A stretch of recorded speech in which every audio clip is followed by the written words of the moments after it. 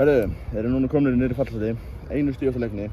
Hvað þurfa að bæta á vellum til þess að falla ekki? Ja, við þurfum bara að mæta í leikinn eins og við mættum hérna í seinni hálfleik. Við vinnum seinni hálfleikinn og þetta var það var alveg himinn og haf á milli þessara hálfleika hjá okkur og fyrri hálfleikurinn var bara handónýtt hjá okkur. Við vorum bara langt frá mönnum, börðumst illa, var létt að leika á okkur, en í seinni hálfleik bara tókum við á þessu fullorðnir karlmenn og það var allt annað upp á teningnum og ef við höfum að forðast fall þá verðum við bara að taka allt það besta úr seinni hálfleiknum í dag með okkur inn í þessa 3 leiki sem eftir eru.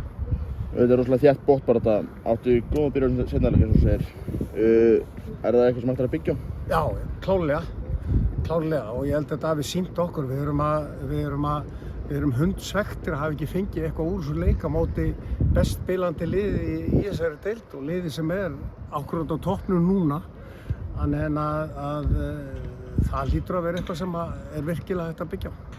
Hvernig er að fá leikmann með reynslu eins og Jón Daða? Breytti það mikið í klefanum og æfingum eftir hann kom? Já, klárlega, já, sást það bara á leik liðsins. Hann er í hörku fínu standi ákvörðat núna og hann gefur okkur náttúrulega alveg hellingu. Sá bara markið sem hann gerir og bardagan í honum og þetta smittar út frá sér liði, klárlega. Herru, takk fyrir. Já. Gangi vel.